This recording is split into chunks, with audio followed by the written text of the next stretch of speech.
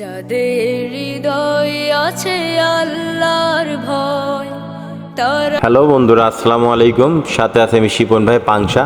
আজকে আমি দুজন অসহায় মানুষ, যারা হলো মানসিক ভারসাম্যহীন যে মানুষগুলা, পথের মানুষ এক কথায় বলে, আমি তাদের দুইজনকে বাছাই করে দুইটা খাবার দেব। তো আমি চলে আসলাম পাংশা রেল স্টেশনে। তো আসার পর প্ল্যাটফর্মে আমি এদিক সেদিক পাশি পাড়তেছি, দেখি কোথায় কে আছে। তো হঠাৎ দেখতে পেলাম আমার চোখের সামনে একজন শুয়ে আছে। তো তার সাথে যতটুকু কথা বললাম, অনেক কথাই বললাম, সে আবল তাবল বলে, এই সেই বললাম বাসা কোথায়, একটা জায়গার নাম বলে। তো তার সাথে কথা বলে আমি যতটুকু বুঝলাম যে সে আসলেই মানসিক ভারসাম্যহীন একজন মানুষ। তার যে কথা, তার যে চলন বলন, আসলে স্বাভাবিক কোনো আচরণ তার মধ্যে নাই। তো তার সাথে কথা বললাম, সে শুয়ে আছে প্ল্যাটফর্মের উপরে। আসলে পাশে প্রচুর পরিমাণ নোংরা, সেখানে রয়েছে মশা মাছি কাদা ইত্যাদি বিভিন্ন ইত্যাদি এই ধরনের। তো আমি মনে মনে অনেক আগে সিদ্ধান্ত নিছি যে দুইটা ভারসাম্যহীন মানুষ যদি আমি পাই কখনো, আসলে তাদের আমি এক পেট খাওয়াবো।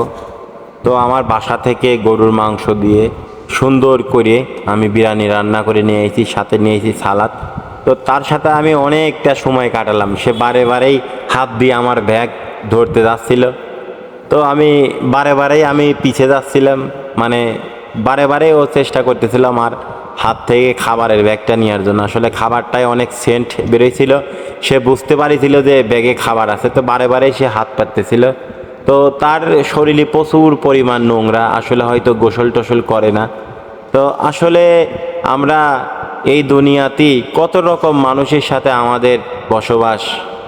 আসলে মানুষ কতটা অসহায়, এখনও এই দুনিয়াতে মানুষ আছে। তো এক পর্যায়ে তাকে খাবার দেওয়া হয় নাই, সে অভিমান করে চলে যাচ্ছিল।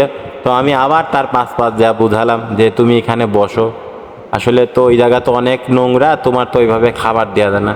তো তার সাথে আমি অনেকটা সময় ধরে কথা বললাম, যেটা বুঝলাম আসলে তার মাথায় খুবই সমস্যা।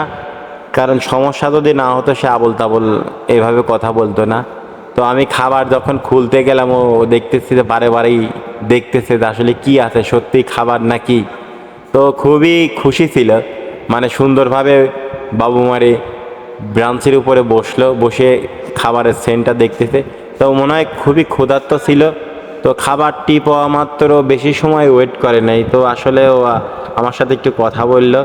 ও খাবারটা খুবই তৃপ্তি সহকারে খাবারটা খাচ্ছিল। তো দেখে আমার খুবই ভালো লাগতেছিল। আসুন আমরা সবাই মিলে এই সমাজে যারা অসহায় মানুষ আছে, ছিন্নমূল মানুষ আছে, বা যে মানুষগুলো মানসিক ভারসাম্যহীন, আসুন তাদের সবাই মিলে আমরা সহযোগিতা করি। তো আমার কাছে আরেকটি খাবার আছে, আমি আরেকটি মানুষের খোঁজার জন্য আরেকদিকে জানাম। তো দেখলাম যে একজন বসে আছে, ওনার মতন অতটা না, কিন্তু ইনি স্বাভাবিক, কিন্তু ইনি বসে আছে। এখন রাত বাজে প্রায় 12:30। তো তার সাথে আমি কথা বললাম, বলে আমার কাছে খাবারটা ছিল, যেহেতু আমাকে বাসায় যাইতে হবে, আমি তার হাতে আমি খাবারটা দিলাম। তো উনি খুবই খুশি হয়েছিল। আসলে এতটাই খুশি হয়েছিল, আমার খুবই ভালো লাগতেছিল যে আমি এরকম মানুষের এক পেট খাওয়াইতে পারছি। তো আপনারা সবাই আমার জন্য দোয়া করবেন, আমি যেন এরকম অসহায় মানুষের পাশে সবসময় থাকতে পারি। আর অবশ্যই আমার শিপন ভাই পাংশা পেজে একটা ফলো দিবেন। তো ভালো থাকবেন।